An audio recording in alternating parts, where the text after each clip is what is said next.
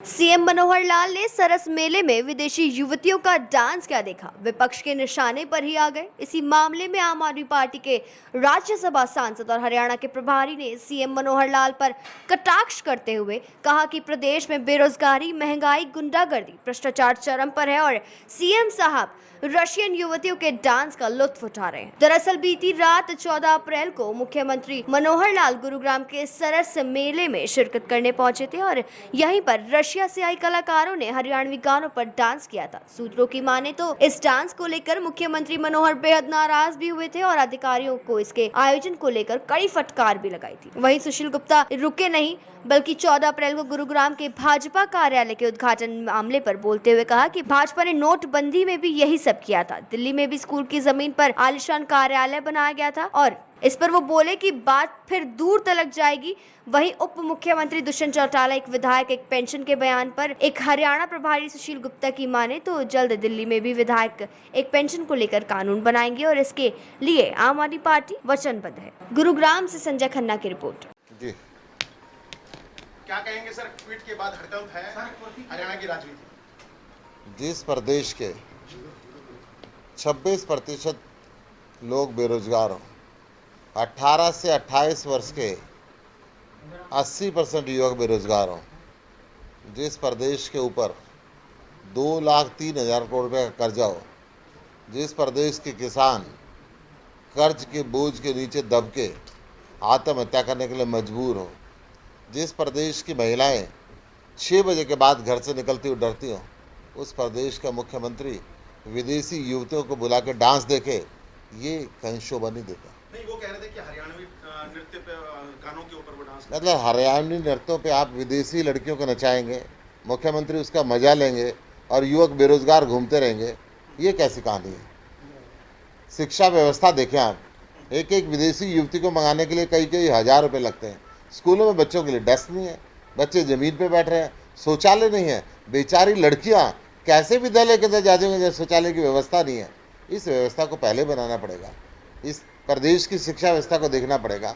हम जहां शिक्षा व्यवस्था को उजागर कराते हैं, हमारे ऊपर FIR दर्ज कराने का धमकी देते हैं, ऐसे कैसे। कल गुरु कमल कार्यालय भी खोला गया प्रदेश स्तरीय। फिर मैं वही कह रहा हूँ, विदेशी युवतियां नचाने के लिए समय है, पैसा है। बीजेपी के 5 स्टार होटल नुमा ऑफिस खोलने के लिए पैसा है, बच्चों के स्कूल के लिए पैसा नहीं है, आदमियों का हॉस्पिटल के लिए पैसा नहीं है, युवकों के रोजगार की तरफ ध्यान नहीं है, वहाँ भी पैसा चलता है। खर्ची और पर्ची के बिना होता नहीं है। जब हरियाणा पब्लिक सर्विस कमीशन के ऊपर रेड मारी जाती है तो चैट के अंदर पाया जाता है कि 5 करोड़ रुपये मुख्यमंत्री कार्यालय के अंदर गए। आज सिरसा के अंदर देखें, फरीदाबाद में देखें, करोड़ों रुपए का काम हुआ ही नहीं, बिल बन गए। ठेकेदार को गिरफ्तार किया, जिस अधिकारी और नेताओं के संरक्षण के अंदर वो फर्जी बिल बने, उनके ऊपर क्या शिकंजा कसा, इस बात के लिए बीजेपी बताने के लिए तैयार नहीं है। दुष्यंत चौटाला ने कहा है एक विधायक एक पेंशन को लेकर पहले अरविंद केजरीवाल को दिल्ली के विधायकों की पेंशन के बारे में विचार करना चाहिए। 100% अरविंद केजरीवाल जी कह चुके हैं, आम आदमी पार्टी के लीडर पूरे देश के अंदर एक ही पेंशन लेंगे। हमने पंजाब के अंदर कानून बनाया, हरियाणा के अंदर हमारे नेता निर्मल सिंह ने 3 पेंशन छोड़ दी, दिल्ली के अंदर भी शीघ्र ये कानून हम बनाएंगे। क्या लगता है कि आपको कांग्रेस खत्म होती जा रही है तभी आम आदमी विकल्प के तौर पर उभरती जा रही है? कांग्रेस थी कहाँ, कांग्रेस विपक्ष का रोल नहीं निभा रही। कांग्रेस के शीर्ष नेतृत्व तो कहते हैं कि बीजेपी के आदमी है, तो ये तो विचार करने वाली बात है। परंतु बीजेपी भी आज हरियाणा के अंदर नफरत का स्थान रखने लगी है। लोग झूठे वायदों से परेशान हो चुके हैं और जाति और धर्म की राजनीति को अब नकार चुके हैं। कैप्टन अजय सिंह यादव ने कहा है कि आम आदमी पार्टी भूमाफियाओं को अपने साथ मिला रही है। कैप्टन अजय यादव जिनके नेतृत्व के अंदर चल रहे हैं, अब मेरा ज़्यादा कहना ठीक नहीं है, वो कैसे कैसे माफिया हैं वो कैप्टन साहब ज़्यादा बेहतर जानते हैं। आम आदमी पार्टी में तो एक तरफ ये कहते हैं हमारे यहाँ रिक्शा चालक हैं, ऑटो रिक्शा चालक हैं, मोबाइल रिपेयर मैकेनिक है, इनको सरकार चलानी नहीं आएगी। दूसरी तरफ ये हमें भूमाफिया कहते हैं। पहले आपस में तय कर ले कि हम हैं क्या। ठीक है सर, थैंक यू। एक बार आना जरूर है, इच्छा क्योंकि ये सरस मेला 8 वर्ष पहले यहाँ हुआ था, 2013-14 में हुआ था। उसके बाद किन्हीं कारणों से नहीं हो पाया। पिछले 2 वर्ष तो लगातार कोविड के कारण से भी हम इसको नहीं मना पाए, लेकिन इस बार इसकी योजना बनाई गई है। मैं योजनाकर्ताओं को, संस्था के सभी हमारे महानुभावों को बहुत बहुत बधाई देता हूँ कि इन्होंने इतना सजीव मेला ये यहाँ शुरू किया है। एक बार आना जरूर है, ऐसी मेरी इच्छा है। क्योंकि ये सरस मेला 8 वर्ष पहले यहाँ हुआ था, 2013-14 में हुआ था। उसके बाद किन्हीं कारणों से नहीं हो पाया। पिछले 2 वर्ष तो लगातार कोविड के कारण से भी हम इसको नहीं मना पाए, लेकिन इस बार इसकी योजना बनाई गई है।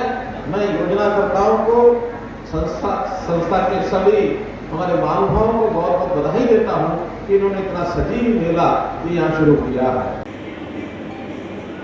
जी, भारतीय संस्कृति को बढ़ावा देने की बात करती है सरकार, लेकिन कॉमनवेल्थ जैसे गेमों में से कुश्ती को बाहर कर दिया गया। क्या कहेंगे आप, खिलाड़ी कितना इससे प्रभावित? देखिए, भारतीय संस्कृति से जुड़ा एक कुश्ती है जो भारतीय संस्कृति का प्रतीक है, जिसको कि कहते हैं ना कि मिट्टी की खुशबू आती है। जिस खेल में से मिट्टी की खुशबू आती है, और पहलवान तो देखिए, मैं हरियाणा की बात करूं तो हरियाणा तो पहलवानों की धरती है। इस सरकार ने ये खिलाड़ियों के साथ कुठारघात किया है, और ये एक धोखा है कि भाई आप संस्कृति को बिल्कुल पिछड़ने पे लग रही है संस्कृति, ये बढ़ावा नहीं दे रहे। तो इस सरकार को कुश्ती को बिल्कुल प्रोत्साहन करना चाहिए, और उन खिलाड़ियों का भी। आप देखिए आज क्या इनकी खेल नीति आ गई है। जो खेल नीति कांग्रेस सरकार में थी वो अच्छी थी कि ये अच्छी? आप ही बताइए। मैं जनता से पूछता हूँ कि आप देखिए कांग्रेस सरकार में किस तरीके की खेल नीति थी। आज ये खिलाड़ियों को बिल्कुल बुरे तरीके से पिछड़ने में लगा है और देश को ख़राब करने में लग रहे। कुश्ती तो एक कहते हैं ना कि हरियाणा के रग रग में, हर गांव में आप देखिए पहलवान है, और कुश्ती तो बिल्कुल सदा से होनी चाहिए थी और आगे भी होती रहेगी।